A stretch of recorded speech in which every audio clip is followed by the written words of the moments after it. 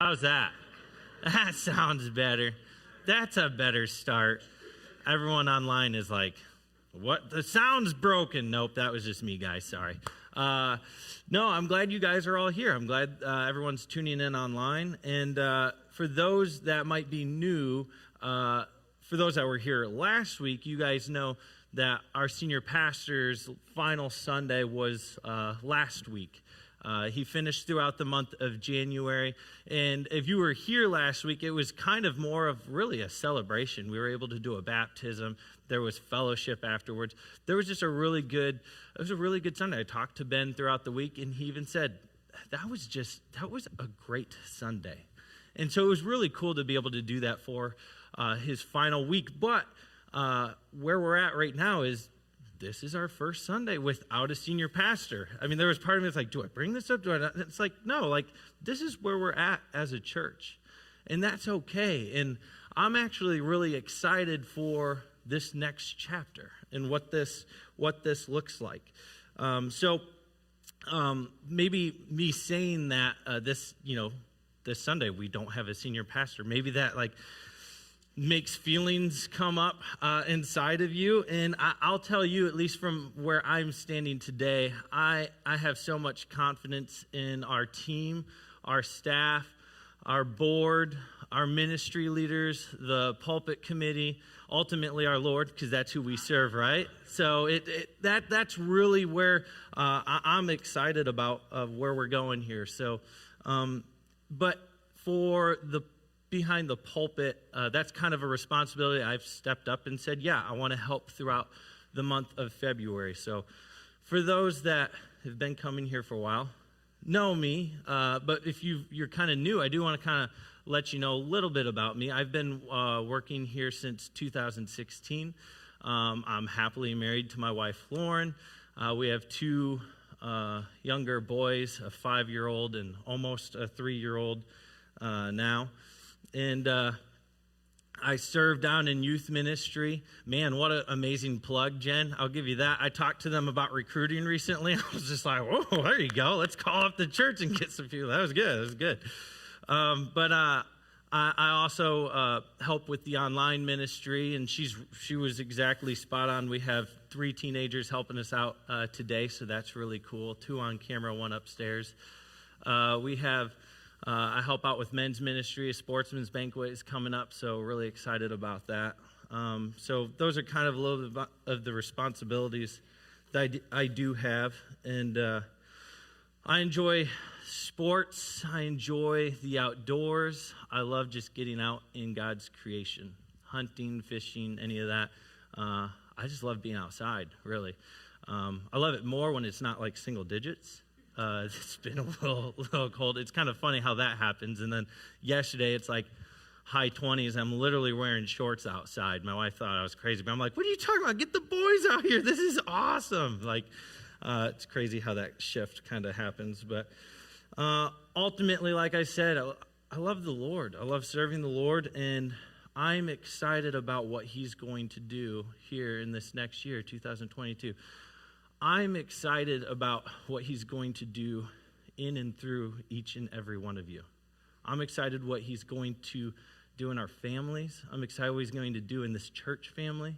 I'm excited what He's going to do in this community. We can look at this as an obstacle, that our church has, but really isn't it just an opportunity for growth? Like that's what it is in front of us. So,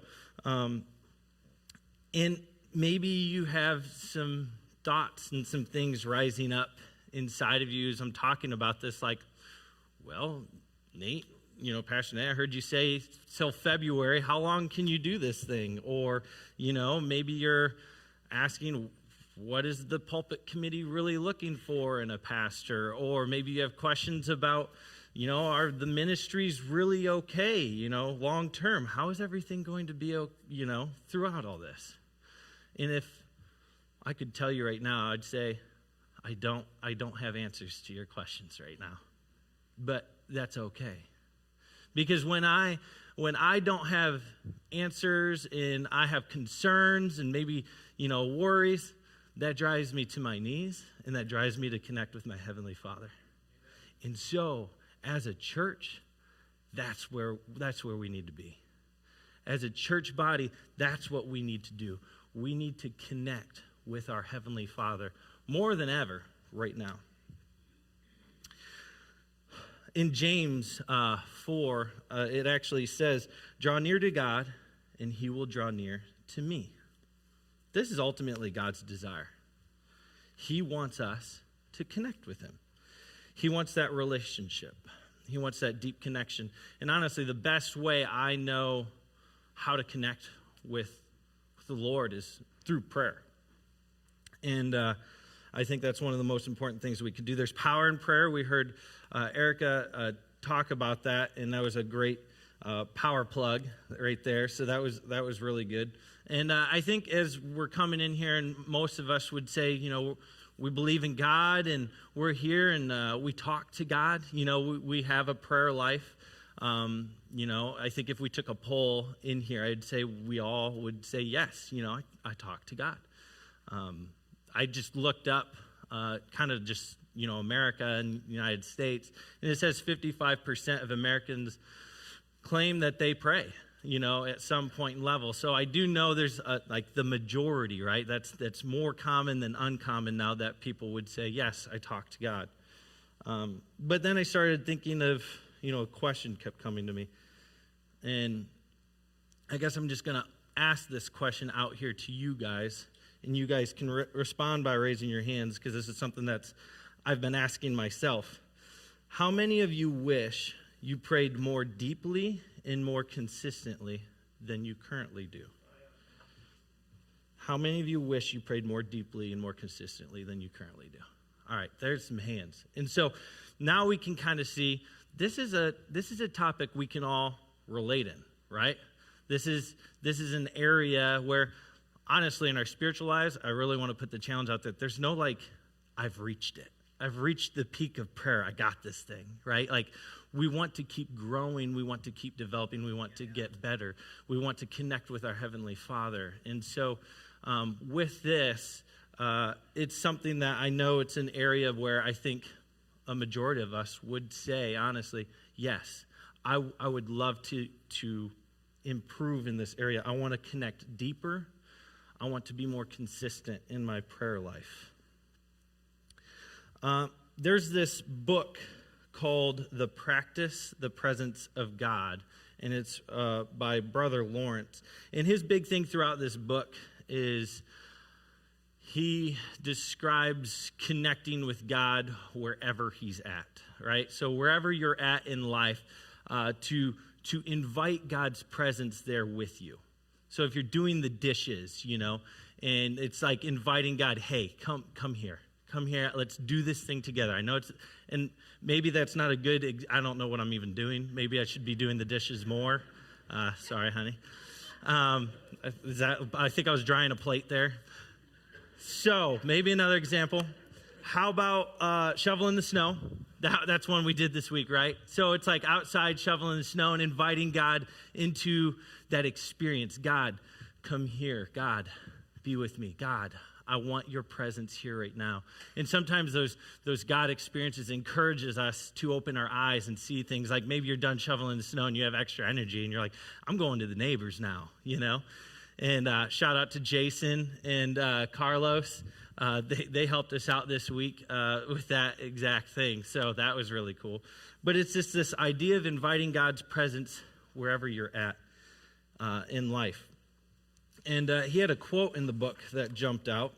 It says, "We ought to act with God in the greatest simplicity, speaking to him frankly and plainly, and imploring his assistance in our affairs just as they happen." I'll say that again. We ought to act with God in the greatest simplicity, speaking to him frankly and plainly, and imploring his assistance in our affairs just as they happen. In other words, to summarize that, pray what you got. Pray what you got. God delights in us coming to him and just praying what we have. There isn't this, we sometimes have this mindset of, rookie prayers versus like experienced prayers or like professional prayers. And like, we almost make this rating, I think, ourselves, when ultimately God who sits on the throne is like, please just connect with me. Please just talk to me. Pray what you got. If you're like, coming from a relationship issue or anything, you just don't know, like, I don't know what to give right now or what to say. Pray what you got. A great example that I could think of this is, children. Children say things sometimes that don't make sense, really. Like Grayson, he's really cute. He's young. He's my son. And he honestly says zess for yes. Zess. It's just like this cute thing. We'll ask him a question. He's zess, Daddy.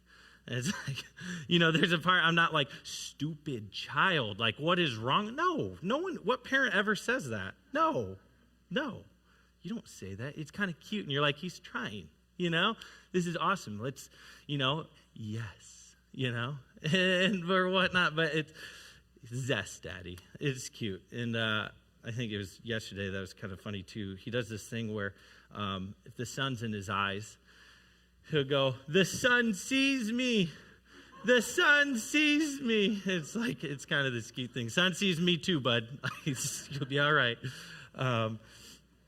But kids say things, right? And sometimes it doesn't make sense or they mix up words. My wife tells me I do that all the time, so it's not even just kids. So it's just this idea that's not the relationship we have with our Heavenly Father. Our Heavenly Father sees us and says, please pray what you got. Please talk to me. Please connect with me. That's what he wants. The Lord delights in you praying what you got. So we're gonna actually go through the Lord's Prayer later today. So if you guys want, you have your Bibles with you, I would say open it up to Matthew chapter 6. We'll start in verse 9. We'll have other verses that pop up on the screen since you can follow along on the screen as well. But if you want to follow along in your Bibles, that'll be the passage we'll focus on. And as you guys are turning to Matthew chapter 6, verse 9, I want us to go back in time with Jesus. Let's for illustration purposes, let's imagine what it was like walking with Jesus in his ministry while Jesus and the disciples are having those wow God moments in his ministry. Which is funny, we can imagine, we can actually do that by reading his word, right? Can't we do that? We can go back and experience it as we're reading through the gospel. If any of you guys ever checked out Chosen, it's a pretty cool series. I'd encourage it. That also just brings it to life, right, as you're reading through the scripture. So if you can imagine walking with Jesus in his ministry with his disciples, there's a few that just jump out to me. They're just powerful wow moments. I think raising Lazarus from the dead. I think what an incredible experience to be with Jesus and the disciples to see that unfold. Lazarus is dead. He's been dead for 4 days in a tomb. And Jesus shows up and there's crying, there's weeping. Jesus weeps himself. But ultimately he goes, Lazarus, come on out of there. And Lazarus comes hopping out. And it's just wait, time out. What? Did that just happen? Jesus just raised someone from the dead. This is crazy. Another awesome moment, I think, being present there. Can you imagine being in the boat with the disciples as that storm hits, right? The storms, this must have been a brutal storm while they're in the boat. Somehow Jesus is still sleeping through it. And the disciples wake him up and are like, we're going to die, Jesus. What are you doing sleeping? And Jesus just kind of, quit it. And it does. It stops. The wind and the waves obey him. How amazing to see God's own creation just bow down to all authority right there. Feeding of the 5,000. That one just blows my mind. That miracle. I mean, we read 5,000 really with women and children. It's more like 15,000. And here's Jesus and the disciples. And this isn't even something that a lot of people knew. Hey, there's no food. It's just maybe they thought, where's this food coming from? But really that was meant specifically for the disciples, right? It is feeding everyone. And it's funny, afterwards they're all done. How many basketfuls are left over? 12. One for each disciple. It's whoa, God, this is this is awesome here. So you have all these wow, awesome God moments in his ministry. Jesus heals the sick, the lame, the mute. You even have Jesus casting out demons and evil spirits. And it's interesting how Hollywood kind of portrays this event. You know, how whenever there's a movie with demons in it, it seems like a priest shows up with like a cross and holy water or something, and somehow he gets thrown out the window or something. It's like doesn't really make sense. But when you read in God's word and you see this scripture and you see the encounter when Jesus shows up to every evil spirit, it's like they respond in a way of like, oh no, have you come to destroy me before my appointed time? That doesn't look like two crazy superpowers clashing. That looks like one who is terrified of the one that possesses all authority. That's what that looks like. And so you have all these powerful moments that the disciples are seeing and experiencing. And it's funny because the disciples, it's not really recorded in a ton of scripture where they're asking, hey, Jesus, teach me how to feed 5,000 people. Or, Jesus, teach me how to do this or do that. But we do have in scripture in Luke 9 that was read in the scripture reading that the disciples come up to Jesus and say, hey, can you teach us to pray? Can you teach us to pray? That's recorded. They did ask that. And I think there's a reason for that. You see the disciples seeing all these amazing things happening in God's ministry, right? But they also see Jesus going and connecting to God through prayer. And they notice, whoa. There's power in this thing. If we can learn to pray, we can walk in his power. They noticed Jesus' prayerfulness was connected to this amazing power. If they could learn to pray, they could walk in power. Mark 9, there's a story, and we'll actually get into that story later as well. The disciples tried to cast out a demon and failed. And they approached Jesus and said, What did we do wrong? And Jesus says, that kind only comes out in prayer and fasting. Like, there is power in prayer. And we need to see that. And so today, if you and I want to walk in spiritual power, we must first connect with God through prayer. That's the first step. So let's look at Jesus' life and what he did through his example when he was here on this earth. And that'll show us what we need to do to connect with God with a power plug of prayer. So let's look and see how Jesus did this. 1, he found his quiet place.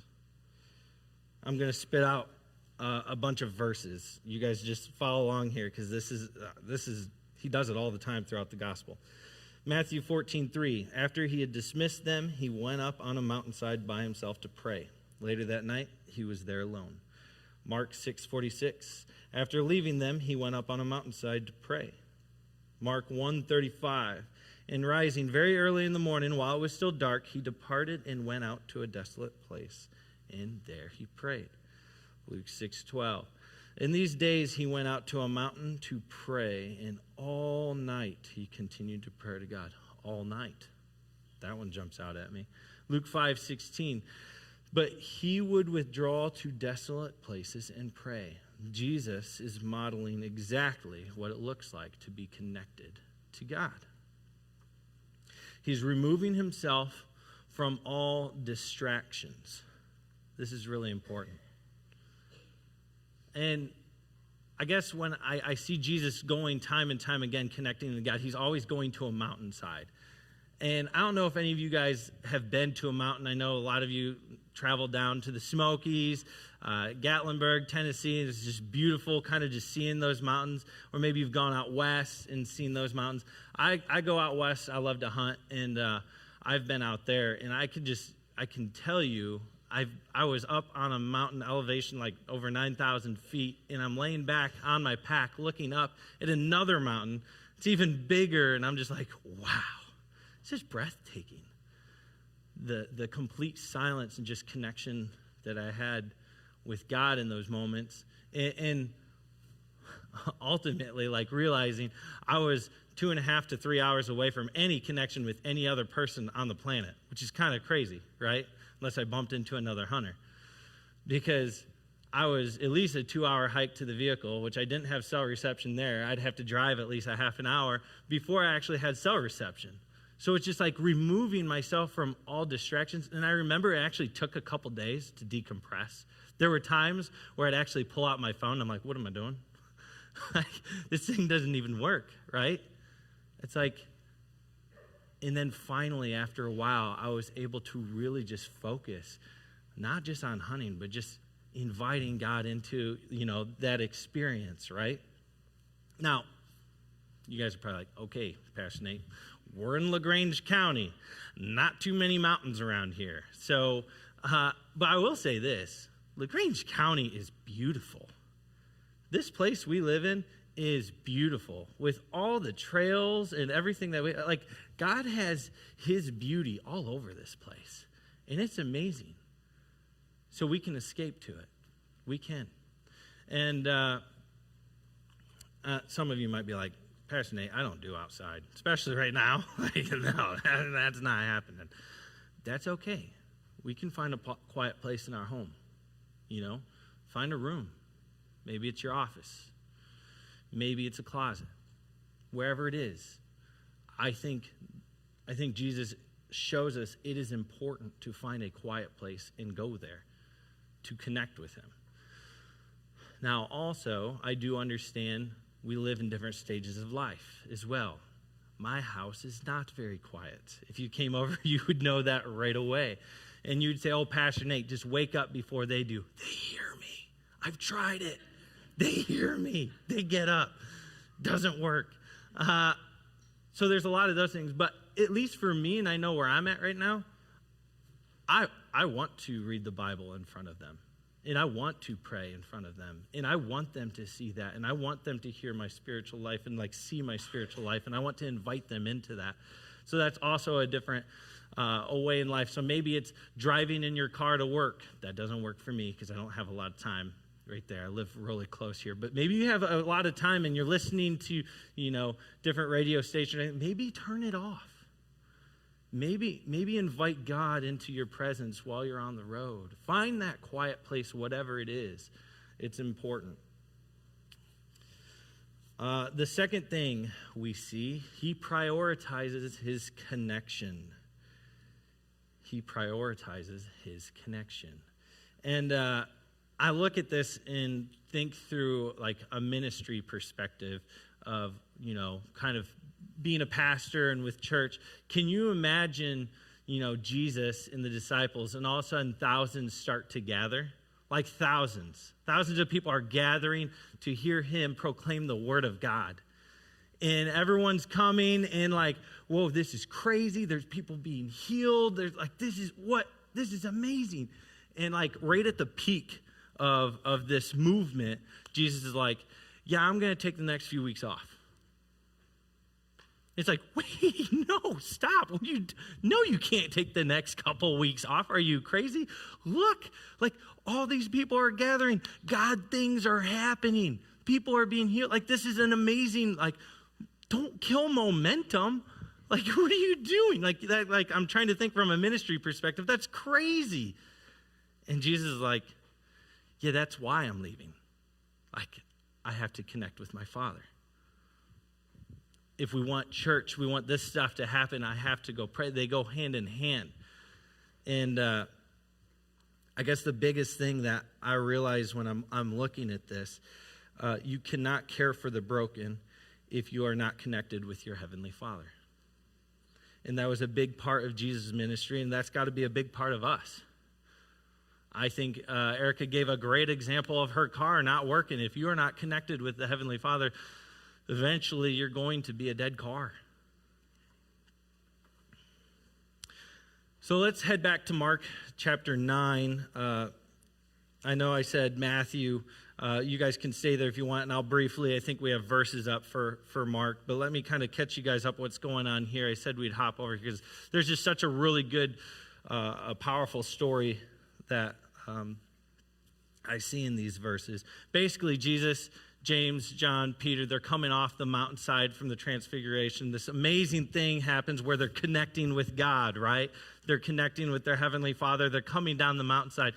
And all of a sudden, they run into a situation where the disciples are there waiting for them, but they're arguing with the scribes. And a crowd has gathered. There's like a big show happening right here. And there's this argument breaking out, and there's this boy and his father, and Jesus is coming up. The disciples were trying to cast out the evil spirit, which I talked about a little bit before, but were unable to.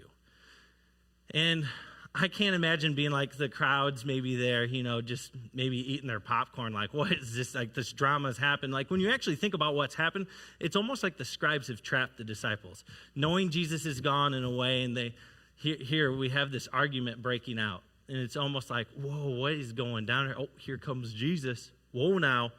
He's taking off his robe. It's about to get real. Let's see what happens. And Jesus comes up and is like, what are you arguing about? And the scribes actually don't even respond to him. It's just his presence silences accusers. And they don't know what to say. The father speaks up and says, I've brought my boy. And he's possessed with an evil spirit. And so we'll pick up from there, verse 20. Bring him to me. And they brought the boy to him. And when the spirit saw him, immediately it convulsed the boy, and he fell on the ground and rolled about, foaming at the mouth. And Jesus asked his father, how long has this been happening to him? And he said, from childhood. And it has often cast him into the fire and into the water to destroy him. Let's go back to that verse right there. He asked the father, how long has it been happening to him? I always think that's an interesting question. Like, Jesus is this guy who knows, all things, right? So, he has this connection with God. Him and God are tight right now, just coming off that mountain. He knows, the answer to these questions. Think of, the woman who is subject to bleeding and touches the edge of his cloak, and he just stops all things someone touched me, and there's people all around him touching him. It's like Jesus knows these things. Why is he asking this father, so how long has this been happening? That is not how I visualize this question. It's more of, this father is probably at the lowest point of his entire life. Here he's got his boy who's constantly struggling, who, with this evil spirit, tries to kill his own boy. And who knows how far he's traveled to see Jesus. He hears of this man that can heal him. And so he travels a long distance, and he gets there, and Jesus is nowhere to be found. I can't imagine that emptiness feeling that he has, and he's like, maybe the disciples can help. And they fail. And finally, Jesus does come down, and then his boy goes into another episode right there in front of him. I can only imagine him just zoning out and just focusing on his boy. And Jesus is like, hey, eyes on me. Eyes on me. Fix your eyes on me. He engages the father, asks him a question, gets him to dialogue with him. And I think maybe wherever you're at in your life right now, maybe you're in a point in time where life's just a little bit crazy, and you just need to hear that right now. Hey, fix your eyes on me right now. I know there's a lot going on right now in this scene, but look to me. Verse 23. I will go back a little bit. It says, but if you can do anything, have compassion on us and help us. And Jesus said to him, if you can, all things are possible for one who believes. Immediately the father of the child cried out and said, I believe. Help my unbelief. And there we get one of the most real answers in all of Scripture. I believe. Crying out. And then followed up with that, help my unbelief, Lord. I find this so interesting because here's the father of the son in the situation that's happening, and he approaches, and he's right there before Jesus, and Jesus is like, this can happen if you believe. And the father's like, I believe, Lord. Help my unbelief. And what he's doing in that, he's bringing him what he's got, right? Isn't that what we were saying this whole time? Pray what you got. In this, he's going, Lord, here's my belief. Here's my doubt. That's where I'm at right now. Lord, help me with this. I want to believe. Help me. Jesus ends up casting out the evil spirit from the boy in this story. But the biggest thing I want to communicate right now is pray what you got. A prayerful people is a powerful people. I have a story I want to kind of close on, and the worship team, you guys can go ahead and come on up if you want. Get ready. There's this guy named Roger, and I talked with him at my parents' house after church one Sunday, and he told me a story of he works with a ministry that helps feeding children in Africa, and he goes over there quite often, and he took his youth group over there, and they had this like crazy service kind of break out while they're there, and Roger tells his students like, hey, we just need to pray, and we need to pray for these people. And some of the students were like, they're teenagers, and they're like, yeah, I don't really pray out loud or in public before. Like, this is new. And Roger's just like, guys, pray. Like, God, the Holy Spirit will intercede for you. Just open your mouth and let him do the work. Like, just start praying for these people. And so they do. And they go out and they start praying for these individuals in this village. And this lady actually comes over. She hears that they're praying and stuff, and she brings her boy. And it's a 6-year-old boy, but they notice they can't move, he can't talk. The interpreter then tells them that this boy at the age of 2 had this horrific surgery gone wrong, and his brainstem got snipped. And this boy will never walk for the rest of his life. He'll never talk for the rest of his life. And so she's got this boy, and she's crying, and she just wants prayer. And Roger feels God tell him, this mother is more broken than that child. Pray for her. And so everyone's going to lay hands on the boy, and he's like, no. Everyone lay hands on the mother. We need to pray for her. She actually sets her child down on the ground, and they all just lay their hands in prayer, and the kids are praying, Roger's praying. He's growing weary, so he gets down on his knee like this, and he's just got his hands laid on her, and he's praying, and they're praying for the mother. And next thing he knows, he feels something on his leg, and that child is sitting on his leg. This child has gotten up and sat on his leg, and he's just in awe, like, keep praying, and just kept praying and praying for this mother and stuff. They take this boy home where the father sees his boy walking for like the first time and passes out upon the time when he sees him. Like, there's just this crazy God moment. And so if you guys are sitting here and like, Pastor Nate, that prayer stuff is awesome, and the power thing you're talking about is awesome. Like, no, that stuff happens today. That's not like this old New Testament thing. Like, God is the same yesterday, today, and tomorrow. And his power, he wants to activate you. He wants to activate me and you, and he wants to use us. He wants us to connect with him. But if we're not connecting with him, and we're not getting on our knees, and we're not just crying out to him in prayer and praying what we got, where we're at, then we won't see that power. Can you imagine this church, all of us, through this prayer series, if we just removed completely and just focused 100% on our prayer life and we're like, God, I'm just going to talk to you. Can you imagine the power that we could see? So I actually want us to actually practice a little bit in prayer. I know it's about time for us to get wrapped up, but I think this is important. And as we're talking about prayer and stuff, I want us to actually look at the Lord's Prayer and read these verses. So I'm going to do that real quick, and then I'll give you some instruction, and then we'll close the service that way. Matthew chapter 6, verse 9, it reads, "Pray then like this, Our Father in heaven, hallowed be your name. Your kingdom come, your will be done on earth as it is in heaven. Give us this day our daily bread, and forgive us our debts, as we also have forgiven our debtors. And lead us not into temptation, but deliver us from evil." All right, so we're going to practice prayer. One rule, pray what you got. That's it, pray what you got. If you guys want to kind of turn to, maybe you're with your family and you want to do that, or you want to pray kind of, by yourself or whatever it is, at this time I would encourage you, put any cellular device that you have maybe out, put it away.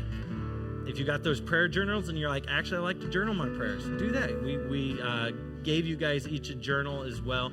So if you guys want to pray that way. If you're like, I need to close my eyes, close your eyes. If you want to remove yourself from all distraction, I want you to just have a posture of prayer where it's just you and God. Nowhere in the Bible, if you're like, I don't want to close my eyes, that's fine too. Nowhere in the Bible does it say, you got to close your eyes. You must close your eyes if you're talking to me. Nowhere does it say that. It helps me. It removes distraction.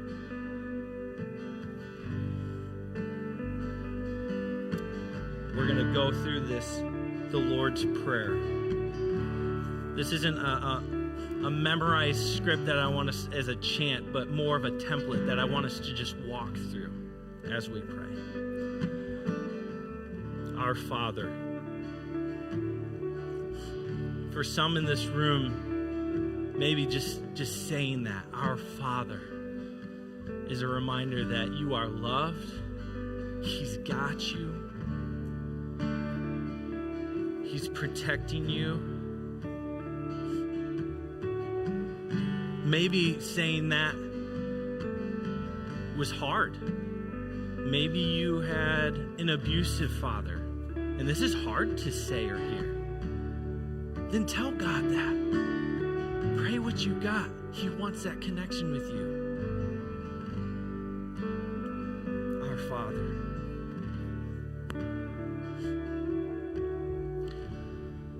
I picture him on his throne, looking down.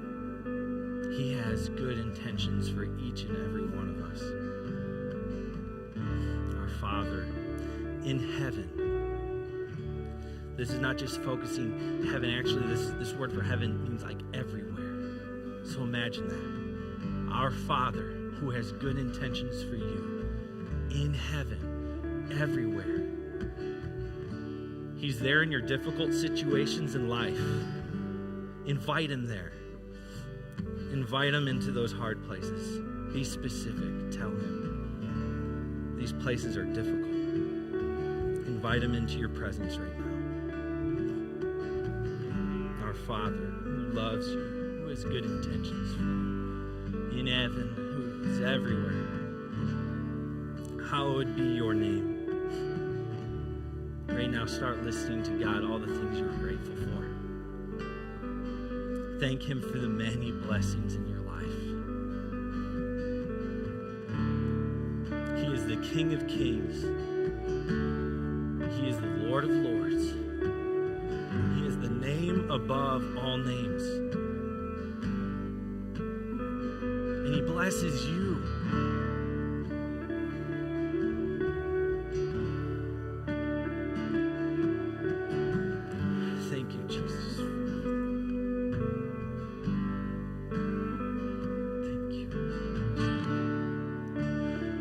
Your kingdom come, your will be done on earth as it is in heaven.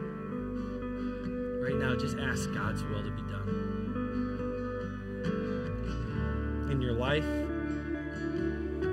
in your family's life, in this church, meaning the body, meaning each other. For this pastor search, Father God, let your will be done. Maybe you wrestle with control. Be real with God. Tell him that. Pray what you got. God, help me. I'm holding on to this. I know I am. I feel the stress on my shoulders. Lord, please step in, release that. I give it to you. Lord, will you help me? Give us this day our daily bread. This is where you can ask God for your needs, your wants. It's not bad to share with God your wants. It's not bad to ask the favor of God. It's not bad to ask for blessings over your life, over your family's life.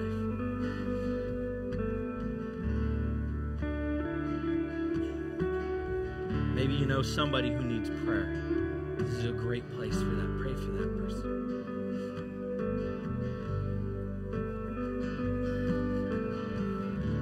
And forgive us our debts, as we also have forgiven our debtors. This is where we can come to God asking for forgiveness. Asking Him to help us in these areas of life. This is also a great place to ask God to help us forgive.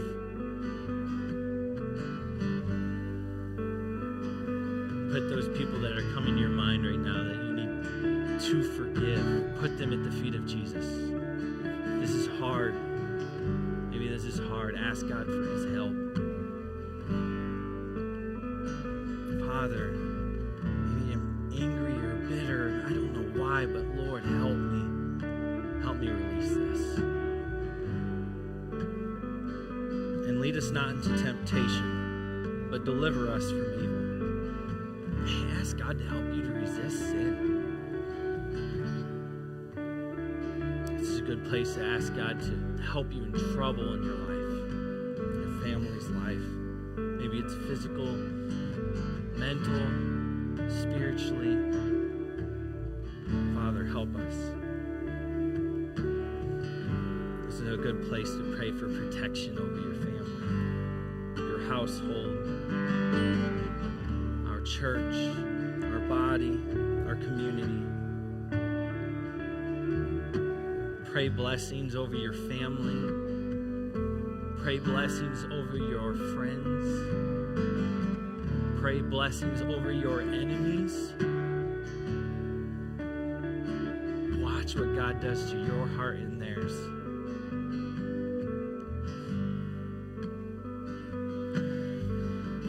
Father God,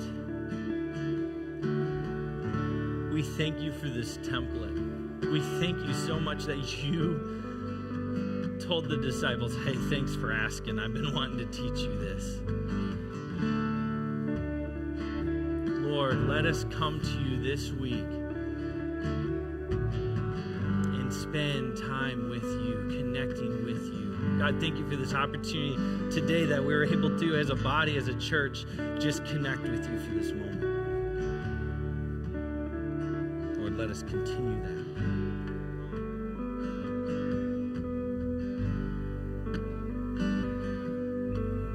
Father, stretch us, encourage us, grow us, challenge us.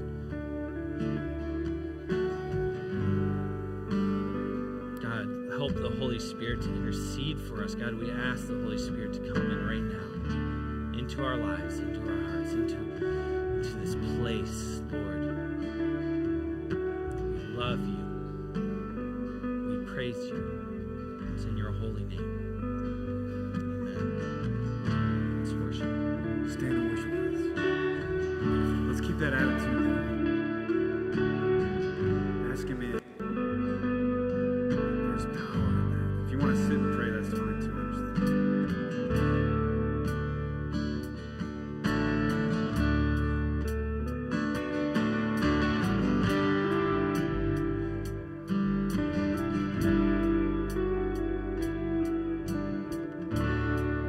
There's nothing worth more that will ever come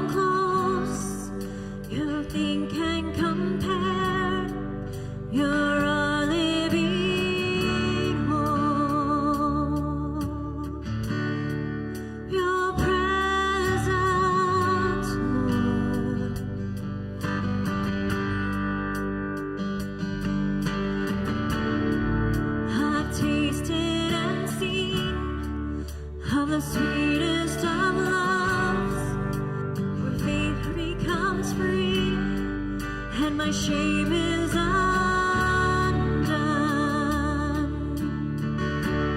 In your presence, Lord. Holy Spirit, you are welcome here. Come flood this place and fill the atmosphere. Your glory, God, is what our hearts long for.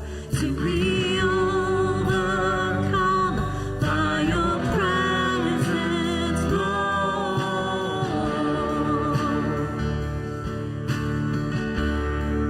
Your presence, Lord.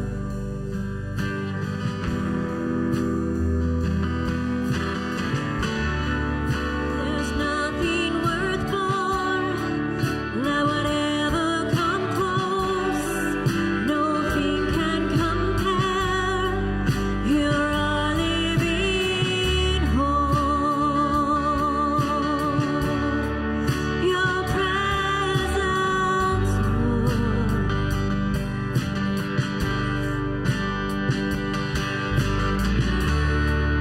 I've tasted and seen of the sweetest of loves, when my heart becomes free and my shame is undone.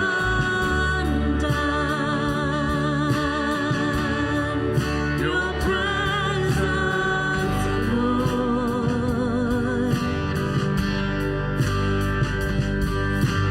Holy Spirit, you are welcome here.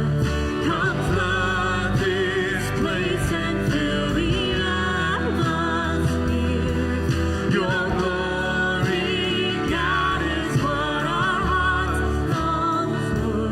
To be overcome by your presence, Lord.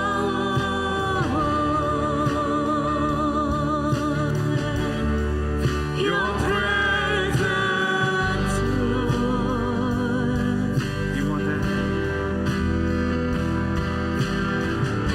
Let us become more aware of your presence. Let us experience the glory of your goodness. Let us become more aware of your presence. Let us experience the glory of your goodness. Let us become more aware of your presence. Let us experience the glory of your goodness, Lord.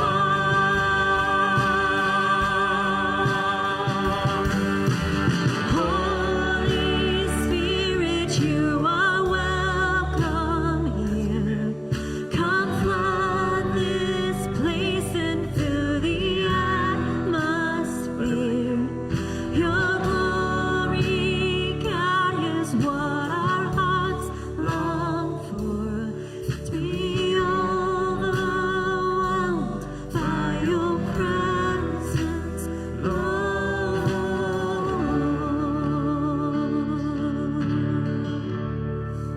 Your presence, Lord.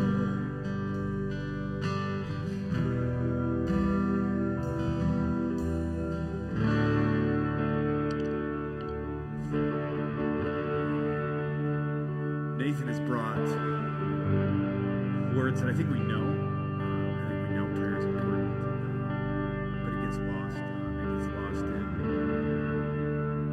homework and take-home work from a job that really we should be shining our light at instead of taking home and burdening ourselves. And I mean, it's really our job to shine that. So the challenge is, can you find that mountain? Can you find a room where you can shut out? Can you find a squad car? It's probably hard, Tim. But we have moments where we can shut, even when we're walking down a hallway. and there's chaos all around us, you can find a moment, put the blinders on, and find a way to pray. Not necessarily a prayer that was in the Bible that you just recite, but a prayer that's from your heart. And it may sound mad. I may be the only one, but there are days I pray mad. Because not everything that happens makes me happy. And if I only prayed when I was happy, I might not be praying much. So find that mountain that you can walk into or onto and pray. So if you would, raise your hands. I'm gonna give you a blessing from the Lord to go do just that. May the Lord bless you and keep you. May his face shine upon you. May he be gracious to you and give you peace. Go forth and pray.